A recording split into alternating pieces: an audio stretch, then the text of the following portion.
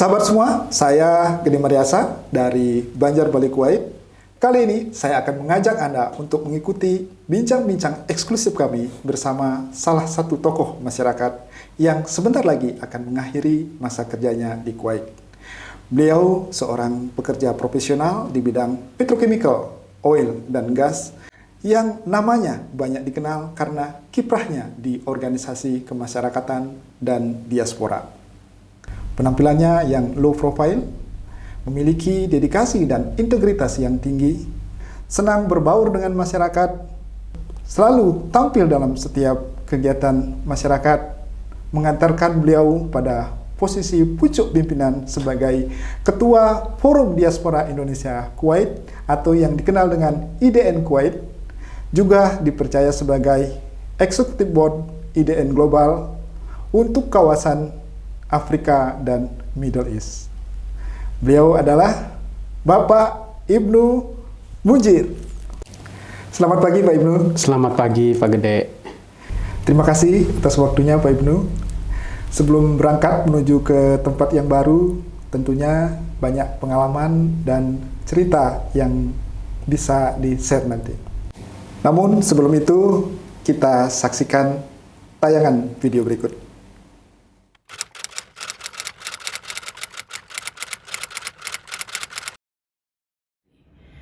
Selama saya mengenal Pak Ibnu sebagai Ketua Diaspora, kerjasama yang terjalin dengan KBRI dan khususnya dengan Ketenagakerjaan telah dilaksanakan dengan sangat baik.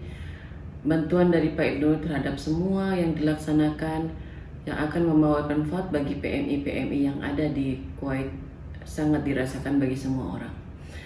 Saya selaku Atase Ketenagakerjaan KBRI Kuwait City mengucapkan selamat bertugas di tempat yang baru untuk Pak Ibnu. Semoga selalu sukses dimanapun Pak Ibnu berada dan semoga selalu akan membawa manfaat bagi semuanya.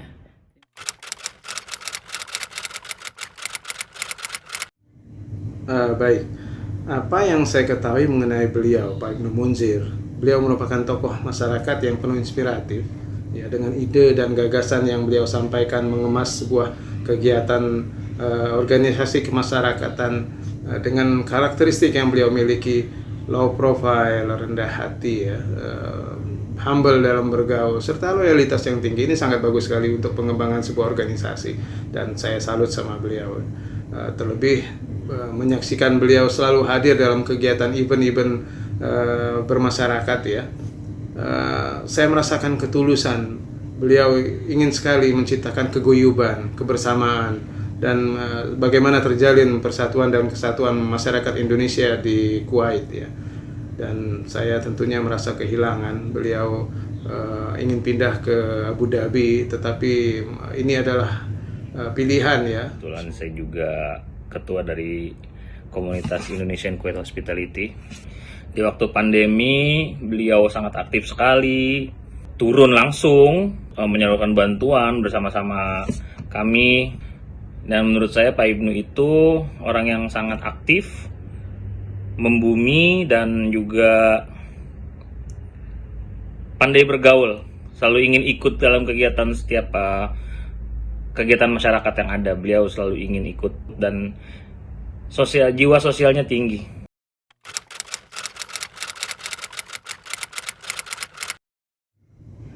Ya, kalau saya flashback ke belakang, kerjasama PPNI dengan FDIK ini ada dua hal yang saya ingat tentang beliau, ya.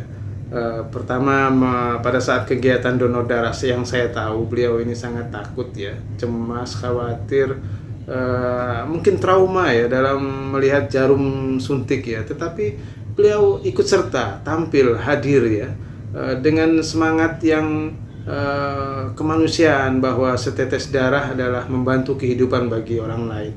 Jadi saya salut dengan kehadiran beliau saat itu.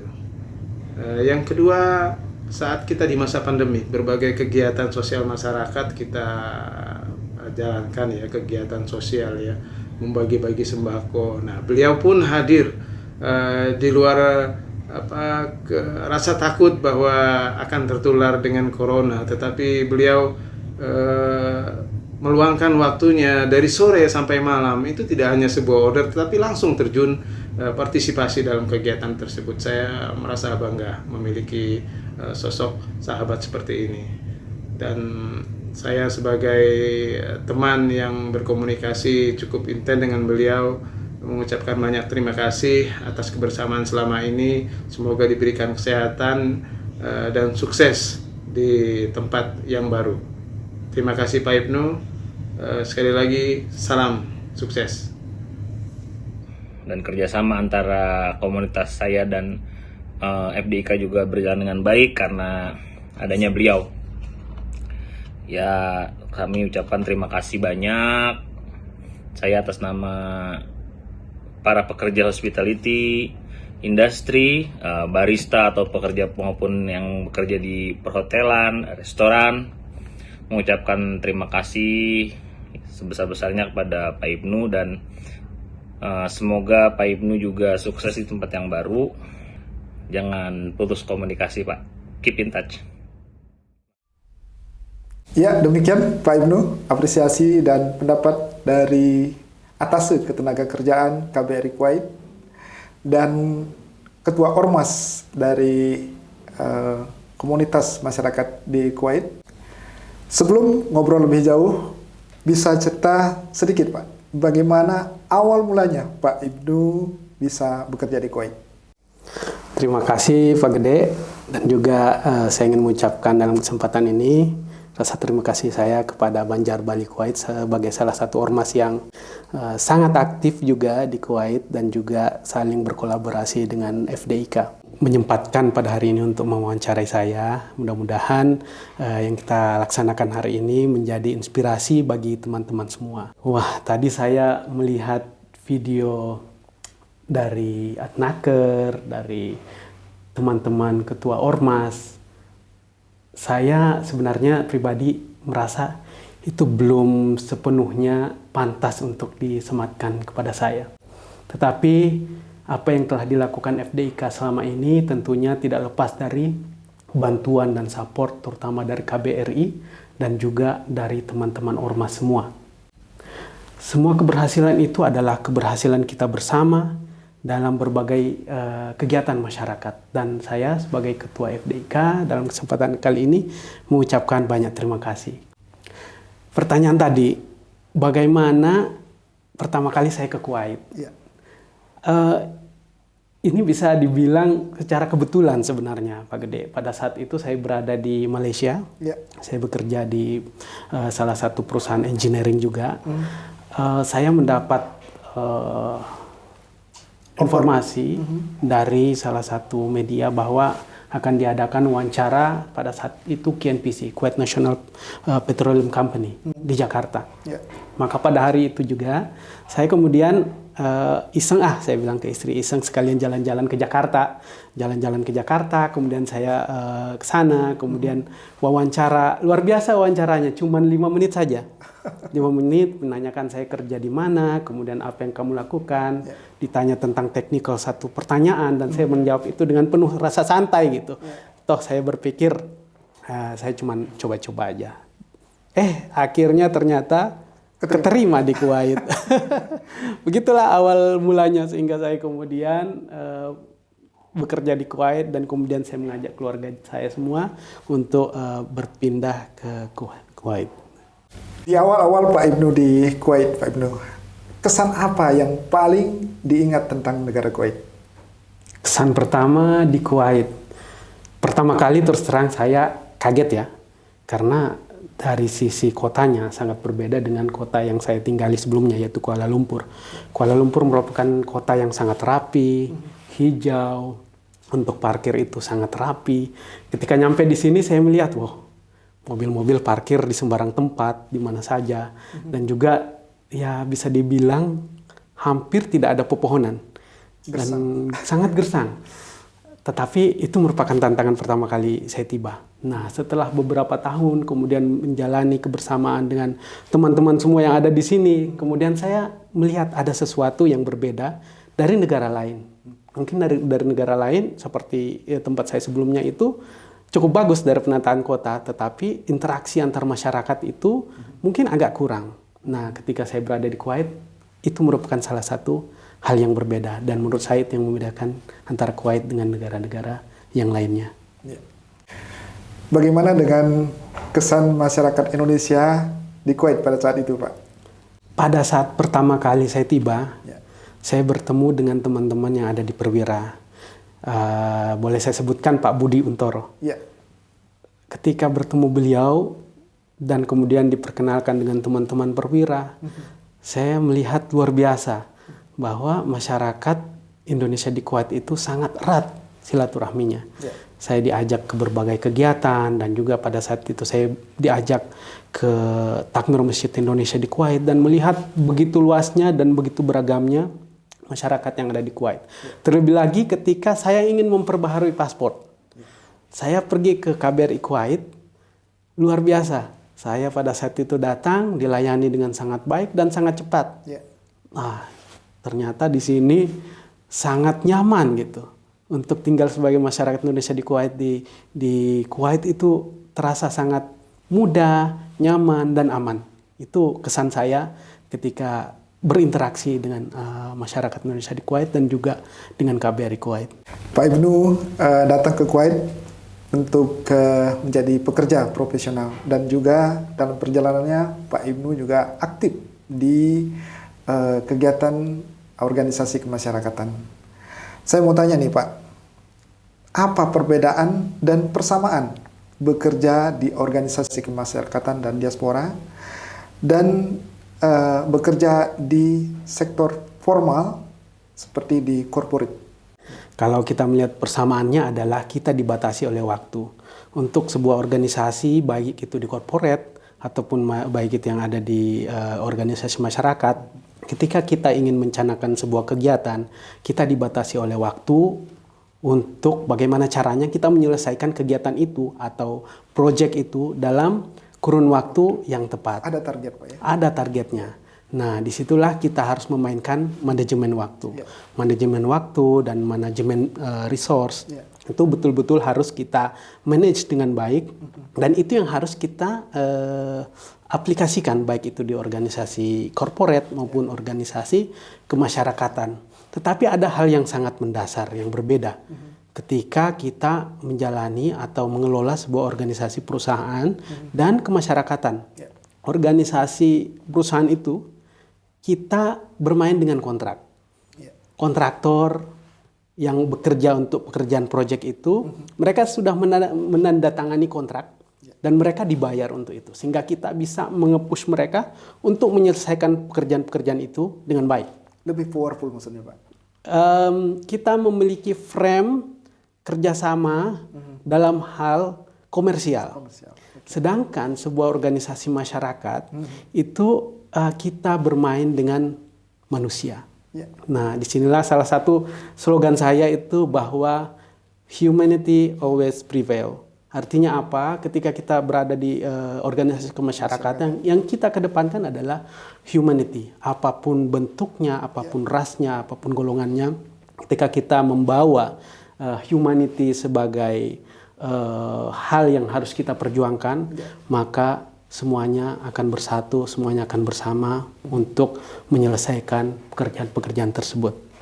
Ketika kita berhadapan dengan alat atau equipment, itu mudah saja kita bisa menjalankan, mematikan semua kita. Tetapi kita berhadapan dengan masyarakat, kita berhadapan dengan manusia dengan berbagai pola pikir, berbagai latar belakang, berbagai karakter. Nah, disitulah kita harus pintar memainkan diri kita sebagai seorang leader.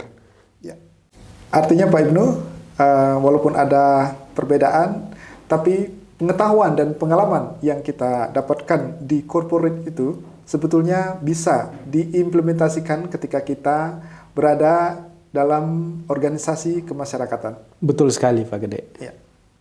Saya ingin bertanya yang lebih khusus lagi nih Pak Ibnu mengenai diaspora. Siap.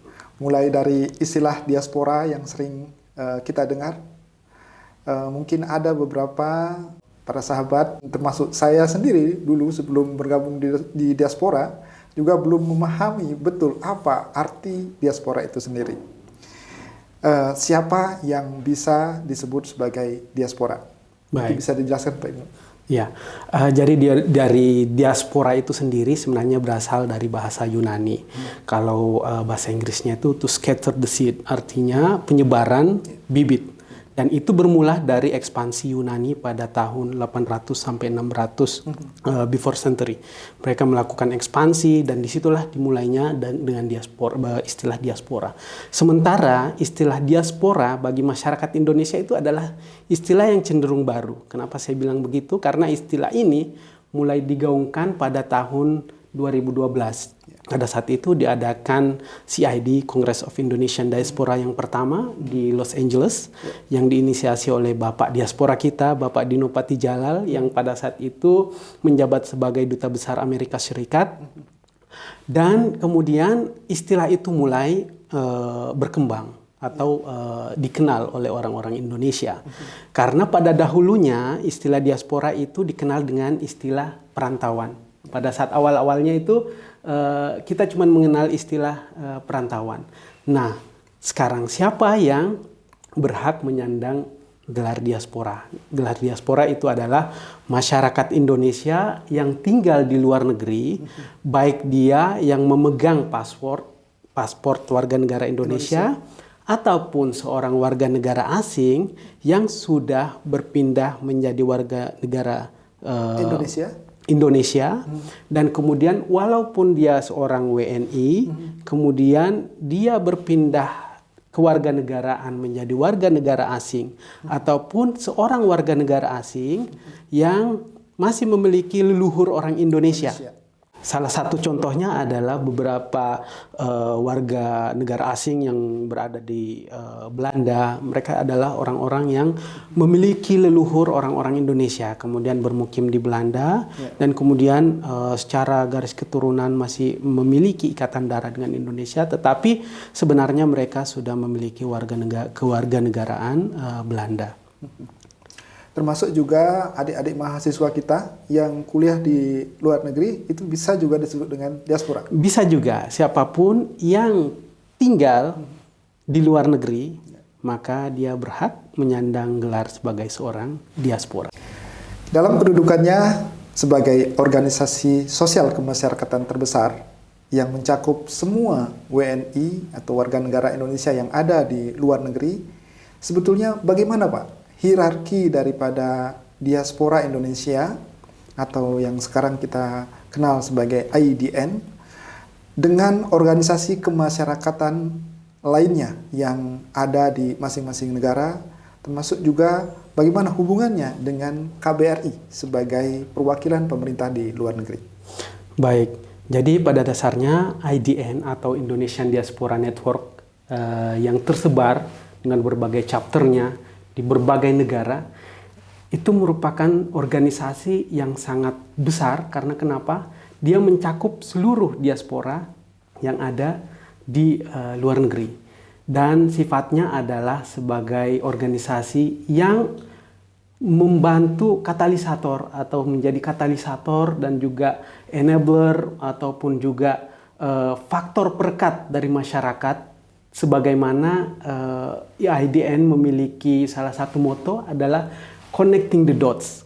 Jadi connecting the dots itu maksudnya organisasi diaspora ini melihat berbagai macam potensi diaspora yang ada di sebuah negara ataupun di berbagai negara untuk menyatukan dots-dots tersebut, titik-titik tersebut, kemudian untuk membantu pengembangan atau kesejahteraan bangsa Indonesia. Mengenai pertanyaan bagaimana hubungannya dengan organisasi masyarakat lainnya, maka diaspora di sini mengambil posisi sebagai sebuah organisasi yang bisa mengayomi dan juga bisa menjadi faktor perekat dari semua organisasi tersebut. Posisinya hierarkinya bukan lebih tinggi ya Pak, tapi dia sejajar. Betul, betul sekali. Jadi organisasi diaspora itu posisinya adalah sejajar dengan organisasi lain, tetapi dia menjadi faktor perekat dan untuk mengkolaborasikan semua potensi masyarakat, semua potensi diaspora sehingga bisa membantu terbentuknya masyarakat Indonesia yang guyup, yang lebih bersatu dan juga tentunya akan membawa bangsa Indonesia menuju kesejahteraan yang lebih baik. Sedangkan hubungannya dengan KBRI, jadi di berbagai negara, memang hampir di semua negara kita memiliki chapter IDN. Dan sebagaimana salah satu tujuan dibentuknya IDN itu sendiri adalah mengkolaborasikan antara para diaspora dan juga pemangku kepentingan dalam hal ini ke pemerintahan. Sehingga kita bisa lihat di berbagai negara hubungan antara KBRI atau perwakilan negara tersebut dengan organisasi diaspora itu sangat erat. Boleh dibilang diaspora ini merupakan partner dari KBRI di dalam menjalankan fungsinya sebagai perwakilan pemerintah di masing-masing negara, melindungi segenap masyarakat Indonesia yang ada di luar negeri dan juga untuk menjalankan program-program pemerintah. Betul sekali Pak Gede, jadi secara tertulis memang tidak seperti itu, tidak ada sebuah aturan yang menyebutkan bahwa diaspora itu adalah partner resmi dari KBRI, tetapi di mana-mana kami bertindak sebagai sebuah berusaha menjadi sebuah organisasi yang menjadi main partner dari KBRI yang berada di negara tersebut. Dan kita bisa lihat di berbagai negara bagaimana kiprah diaspora itu dalam membantu masyarakat dan juga mengadakan berbagai kegiatan yang bisa mengangkat tentunya nama Indonesia ke kancah internasional. Dan kami sekali lagi sangat berharap juga untuk menjaga hubungan ini antara KBRI dan diaspora atau IDN terjalin kerjasama yang erat, dan tentunya ini juga akan membantu dari perwakilan negara tersebut untuk bisa menjangkau masyarakat dengan lebih mudah lagi. Ya, sebagai salah satu contoh saja, misalnya seperti kayak promosi wisata seperti itu. Kita ketahui bahwa negara kita selama ini sangat lemah dalam promosi potensi-potensi wisata atau destinasi wisata yang ada di negara kita. Padahal kita memiliki potensi wisata atau destinasi wisata yang sangat luar biasa.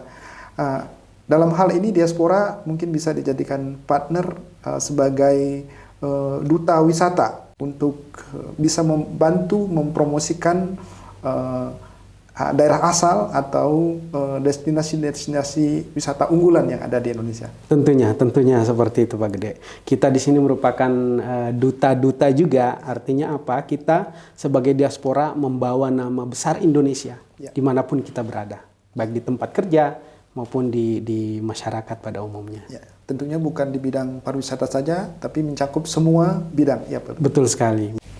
Sekarang kita mengarah ke IDN Capture Kuwait, diaspora Kuwait nih, Pak Ibnu. Siap. Apa yang membuat Pak Ibnu tertarik dengan organisasi kemasyarakatan termasuk diaspora?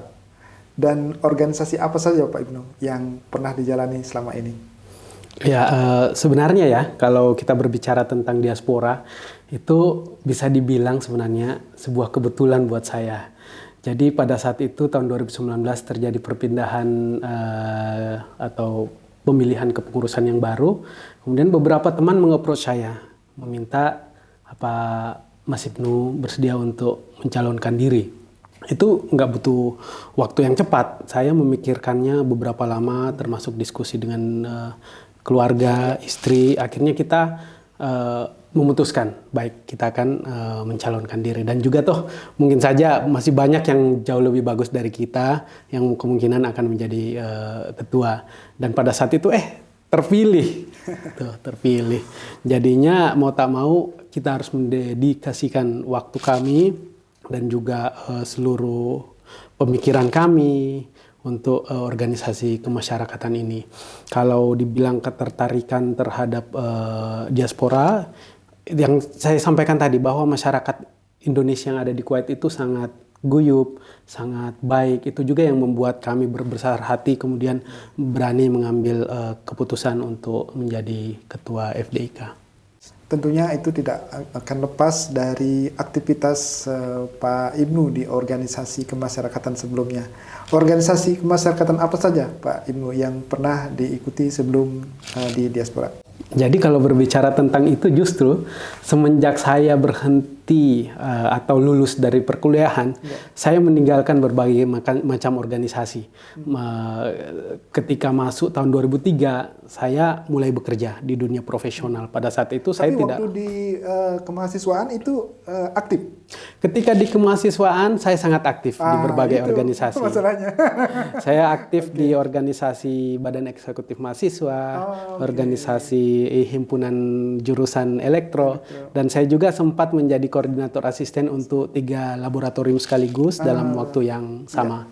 Gitu. Jadi memang pada saat kuliah saya sangat aktif dalam berbagai organisasi, tapi selama beberapa tahun kemudian saat bekerja sampai kemudian di Kuwait, barulah saya kemudian aktif kembali di organisasi. Artinya talenta dalam organisasi ini tidak datang dengan tiba-tiba, sudah ada sebelumnya, memang memiliki kegemaran ya, artinya senang dalam berorganisasi. Senang karena kenapa kita di situ banyak mendapatkan channel atau teman-teman baru, sehingga itu yang membuat saya senang berorganisasi. Terus untuk di Kuwait, Pak? Kalau di Kuwait luar biasa ya, saya mendapatkan teman-teman yang baik seperti Pak Gede juga, dan juga teman-teman ketua-ketua ormas yang lainnya yang luar biasa. Saya sangat berterima kasih dan sangat mengapresiasi kepada teman-teman ormas semua yang sudah bahu-membahu dalam berbagai kegiatan kemasyarakatan. Nah, program dan kegiatan apa saja yang telah dilakukan IDN Capture Kuwait selama masa kepemimpinan Pak Ibnu hampir 2 periode ini? Baik, sebelum saya masuk ke apa yang kami lakukan, saya ingin bercerita sedikit tentang bagaimana histori dari Forum Diaspora Indonesia di Kuwait itu. Sebelumnya sebenarnya sudah ada organisasi yang serupa yang bernama Perkibar, Persatuan Masyarakat Kuwait dan Bahrain. Pada saat itu perwakilan negara itu satu, antar Kuwait dan Bahrain. Dan kemudian dibentuklah organisasi yang bernama Forum Komunikasi Masyarakat Indonesia di Kuwait, FKMI. Seperti Pak Gede tahu, kita memiliki ada 12 departemen atau divisi di diaspora. Banyak sekali diantaranya itu adalah divisi ketenagakerjaan, kemudian ada divisi sosial masyarakat, media dan komunikasi, seni budaya dan pariwisata. Terima kasih Pak, udah dimasukkan. Humas dan publikasi, kesehatan masyarakat, dan ada juga kepemberdayaan perempuan, keahlian profesi, ekonomi dan usaha, kuliner, keagamaan dan olahraga. Jadi kegiatan kami sangat banyak. Seperti yang saya ceritakan tadi, pada saat 2020 sampai 2021 itu kita full ke masyarakat untuk membantu yang terkena impact terhadap pandemi. Kemudian kami tahun ini baru mulai menggeliat kembali untuk kegiatan-kegiatan lainnya. Dalam waktu dekat rencana kita akan mengadakan donor darah, kemudian akan ada Liga Bola Diaspora Indonesia yang seyogyanya tiap tahun kita adakan, tetapi terhenti karena pandemi. Nanti semuanya akan senang mudah-mudahan dengan berbagai macam aktivitas dan perkumpulan-perkumpulan masyarakat yang bisa diadakan di saat ini. Organisasi Diaspora IDN Kuwait pertama kali diuji kesolidannya itu pada saat masa pandemik ya Pak Ibnu. Begitu dilantik langsung pandemik, kemudian kita memang di sana. Kebetulan saya juga termasuk bagian daripada aktivitas Pak Ibnu itu, jadi kesolidan daripada organisasi IDN Kuwait bersama dengan organisasi kemasyarakatan yang lainnya benar-benar diuji pada saat di masa pandemi. Betul sekali Pak Gede. Seperti Pak Gede tahu, tantangan yang pertama yang saya hadapi pada saat terpilih itu yang ada di kepala saya, bagaimana kemudian menyatukan seluruh komponen masyarakat yang sudah mulai terpecah belah karena adanya perbedaan pilihan politik dan macam-macam. Pada saat itu 2019 adalah tahun panas. Banyak sekali ada 2 kubu yang sangat yang terbentuk. Itu PR saya. Tetapi sepertinya ini bukan kebetulan. Tiba-tiba datang pandemi dan ternyata dengan pandemi itu kita dengan bantuan rekan-rekan semua kita bisa bersatu untuk saling membantu dan kemudian segala macam perbedaan itu kita mulai bisa perbaiki, dan sampai sekarang saya melihat mudah-mudahan kita terus bareng-bareng bersatu, lupakan berbagai macam perbedaan. Jadi diversity atau perbedaan itu ternyata akhirnya disatukan oleh kemanusiaan. Betul, humanity always prevail. Dalam kaitannya dengan perlindungan dan kesejahteraan PMI khususnya yang ada di Kuwait, apa yang menjadi program unggulan dari IDN Kuwait, Pak Ibnu? Baik, di IDN Kuwait atau FDIK kami punya 2 divisi yang paling bersentuhan dengan PMI. Yang pertama itu divisi ketenagakerjaan, dan kemudian yang kedua adalah divisi sosial masyarakat. Jadi divisi ketenagakerjaan kita sudah banyak berkoordinasi dengan berbagai ormas dan juga dengan KBRI Kuwait tentunya, berbagai macam laporan-laporan dari masyarakat, kemudian kita koordinasikan dengan atasnya ketenagakerjaan KBRI Kuwait, dan beberapa case-case kemudian kita bisa saling support dan saling membantu. Kemudian untuk divisi sosial masyarakat sampai saat ini kita terus berjalan.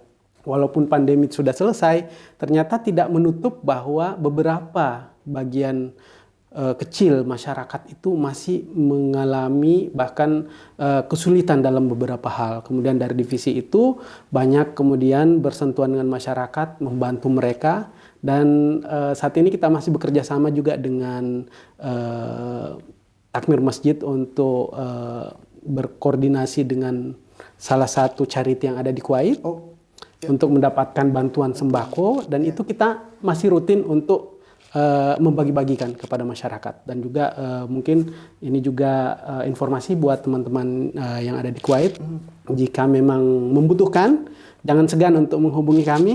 Kami akan berusaha bagaimana caranya untuk bisa membantu dengan semampu kemampuan kami. Ya. Demikian. Saya juga dari Banjarbalik Kuwait merasakan itu, Pak Ibnu. Bahkan di akhir-akhir Pak Ibnu mengakhiri masa kerja masih menawarkan bantuan kepada kami. Terima kasih. Sama-sama. Dan bersyukurnya sekarang teman-teman komunitas di Banjarbalik Kuwait juga sudah bisa survive, ya bekerja normal seperti biasa. Syukurlah. Begitu banyak program dan kegiatan yang telah dilaksanakan oleh IDN Kuwait dengan melibatkan berbagai pihak, baik ormas maupun KBRI. Tentunya masyarakat Indonesia khususnya di Kuwait merasakan betul manfaat program dan kegiatan tersebut.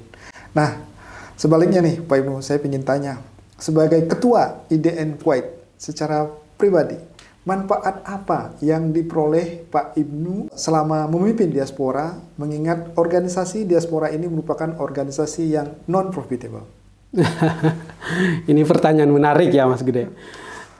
Secara materi saya tidak mendapatkan apa-apa, dan saya yakin juga pengurus-pengurus diaspora tidak mendapatkan apa-apa secara materi.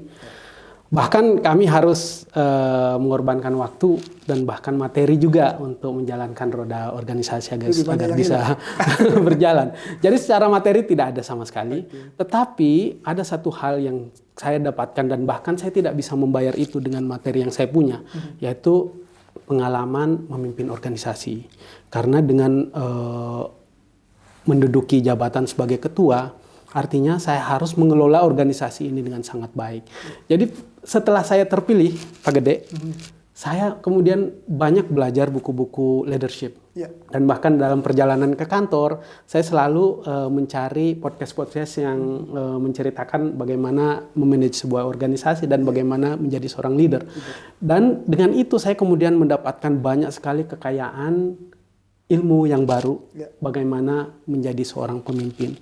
Dan dengan pelajaran itu, saya merasa diri saya menjadi lebih baik daripada sebelumnya. Dan itu saya sangat berterima kasih kepada rekan-rekan yang telah mempercayakan saya untuk mengelola organisasi ini.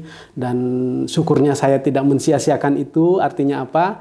Dengan penuh tanggung jawab kita laksanakan, dan juga dengan itu kemudian saya tergerak bagaimana untuk menjadi lebih baik lagi. Dan pelajaran leadership itu Anda tidak akan bisa dapatkan ketika Anda tidak mengikuti organisasi. Duduk-duduk saja Anda tidak akan mendapatkan hal itu. Padahal hal itu sangat penting dalam kehidupan kita. Dan satu lagi, ketika menjadi seorang leader, maka kemampuan untuk berbicara di depan umum itu sangat diperlukan atau public speaking.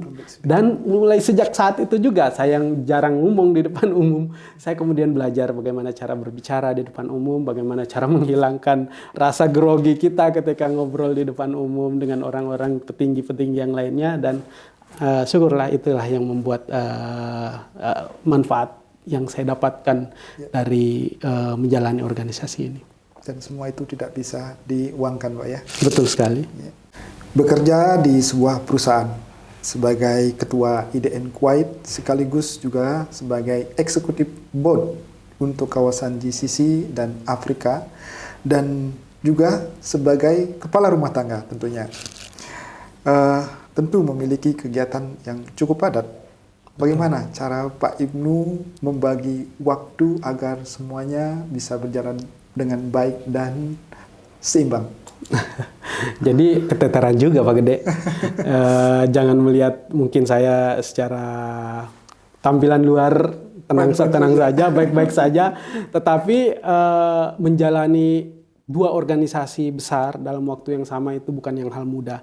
Bahkan saya kadang-kadang meeting jam 12 malam, saya meeting di subuh hari ketika harus berhadapan dengan teman-teman yang ada di Indonesia, saya kemudian meeting di siang hari di waktu kerja. Itu sering kejadian di kantor. Akhirnya saya harus mau tak mau mengorbankan sedikit waktu saya di kantor untuk menjalani atau mengelola organisasi ini. Jadi itu bukan yang hal mudah, tetapi intinya adalah bagaimana kita bisa memanage waktu kita, apalagi dengan keluarga. Tetapi prinsip saya, keluarga adalah hal yang paling penting yang kita miliki. Mungkin seperti lagu yang sering kita dengar, harta yang paling berharga adalah keluarga. Jangan sampai kita mengorbankan keluarga kita dengan adanya organisasi. Jadi prinsip saya adalah menempatkan keluarga at top priority. Tetapi kita harus pintar memanage waktu sehingga semua hal bisa berjalan dengan baik. Apa tips sukses memimpin organisasi besar seperti Diaspora yang memiliki keberagaman mulai dari tingkat usia, perbedaan profesi, latar belakang pendidikan, perbedaan suku dan agama? Mudah-mudahan saya dianggap sukses ya. Jadi kalau menurut saya dari apa yang saya pelajari, udah sukses itu Pak. Terima kasih Pak Gede. Menurut saya ketika mempelajari berbagai literatur tentang leadership, seorang pemimpin haruslah menjadi contoh dan juga memiliki integritas yang tinggi. Jadi hal tersebut harus dimiliki oleh seseorang yang ingin mengurus sebuah organisasi, dan juga bukan cuman itu saja, tetapi juga kita harus mau menjadi bagian dari masyarakat, turun di masyarakat secara langsung. Dengan begitu kita bisa membaur, mengetahui apa sebenarnya yang benar-benar terjadi di tengah masyarakat. Dan tentunya selain integritas dan menjadi contoh, seorang pemimpin harus bisa menjadi problem solving. Jadi ketika kita menjadi seorang pimpinan organisasi, satu hal yang perlu kita ingat, kita jangan menambah masalah, tetapi jadilah problem solver. Jadi kita harus bisa memecahkan masalah dengan berbagai desisi yang kita punya. Dan desisi itu atau keputusan itu bisa saja salah, nggak semua keputusan benar. Tetapi kita seorang pemimpin tugasnya adalah mengambil keputusan dalam waktu yang tepat, dalam waktu yang cepat, dan dengan keputusan yang paling baik. Seperti itu. Saya jadi teringat dengan pelajaran di sekolah dulu Pak. Jadi guru kita pernah mengajarkan tentang keteladanan dalam kepemimpinan itu. Ada satu slogan, Tut Uri Handayani, Ing Ngurso Sing Tulodo, Ing Madio Membangun Korso.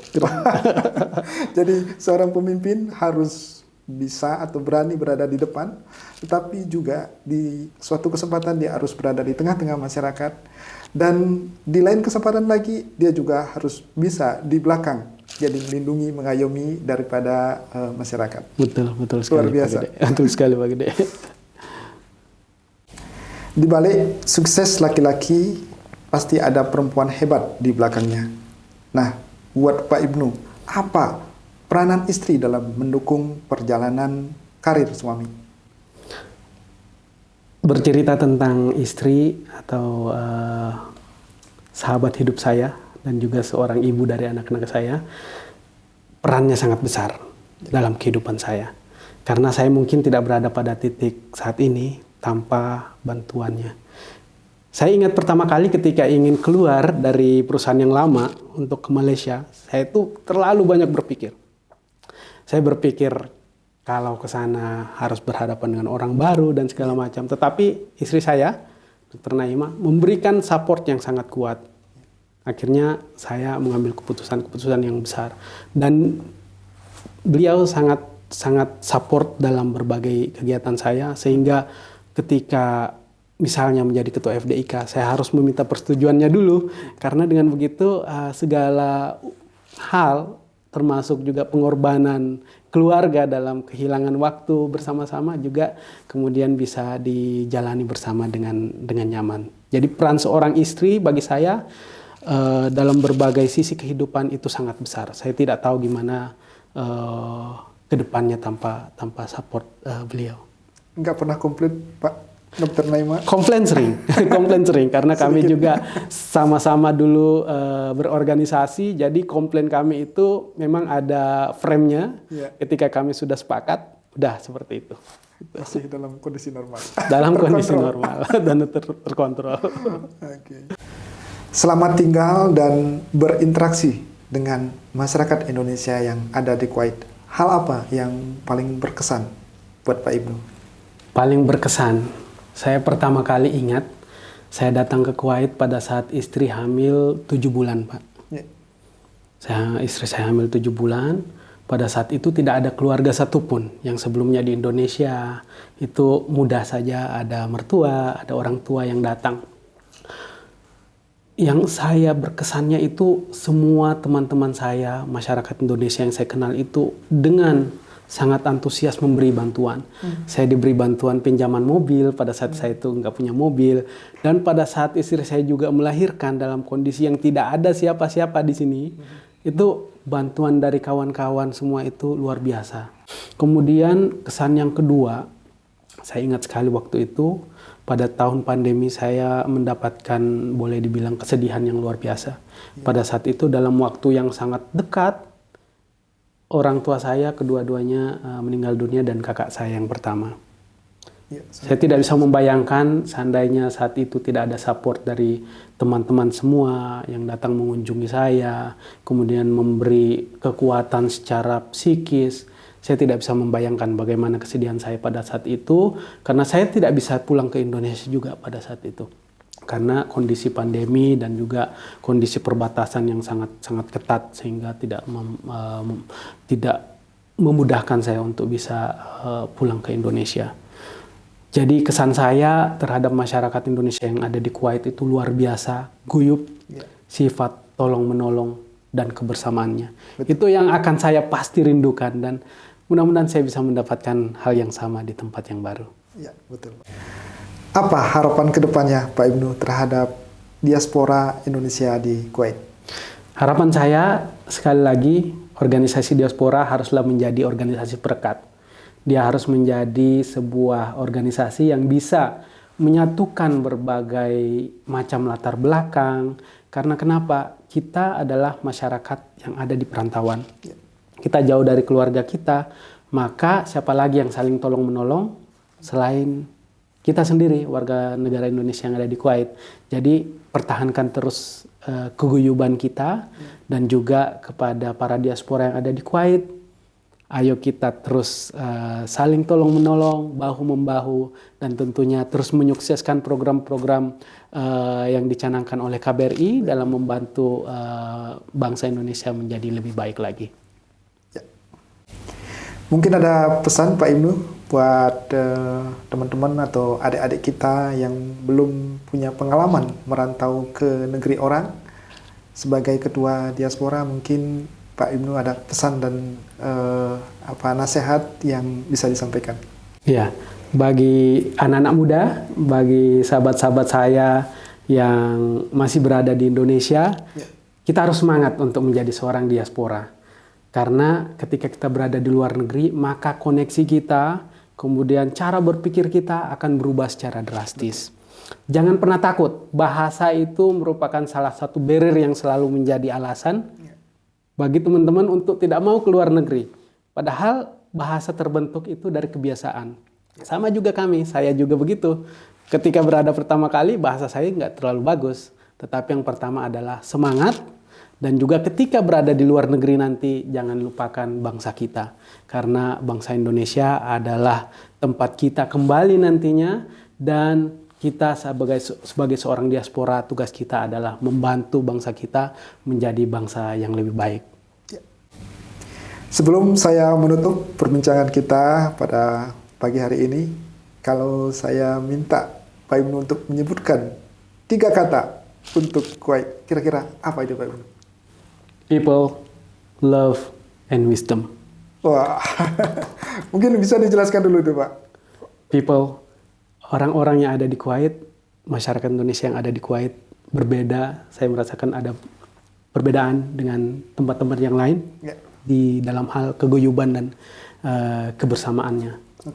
Love di Kuwait ini dengan rasa cinta kita terhadap sesama dan juga tentunya terhadap bangsa kita membuat itu menjadi faktor perekat dalam kebersamaan kita dan juga kemudian membuat kita yang jauh dari perantauan bisa merasakan kehangatan dalam berinteraksi. Wisdom, kebijaksanaan. Ketika berada di Kuwait, saya melihat berinteraksi dengan masyarakat ataupun Kuwait ataupun masyarakat Indonesia. Wisdom dari orang-orang yang ada di sekitar kita itu kita harus terus kita petik. Kebijaksanaan itu harus kita ambil dan di Kuwait ini saya mendapatkan banyak hal. Kebijaksanaan orang-orang di sekitaran kita yang bisa memperkaya diri kita sehingga hasanah berpikir dan juga bagaimana cara kita bertindak sehingga kita bisa menjadi manusia yang lebih baik ketika kita kembali ke tanah air. Luar biasa. Sahabat semua, demikian bincang-bincang saya bersama tokoh muda dan inspiratif Bapak Ibnu Munjir. Semoga perbincangan kita pada hari ini bisa bermanfaat dan menginspirasi sahabat semua. Khususnya bagi sahabat yang senang berorganisasi. Terima kasih atas waktunya Pak Ibnu. Sangat menyenangkan sekali perbincangan kita pada pagi hari ini. Semoga pengetahuan dan pengalaman dalam memimpin organisasi di Kuwait bisa bermanfaat di tempat baru. Mampu menginspirasi para diaspora Indonesia dimanapun Pak Ibnu bekerja. Sekali lagi saya ucapkan selamat dan sukses untuk Pak Ibnu dan keluarga. Terima kasih Pak Gede, luar biasa.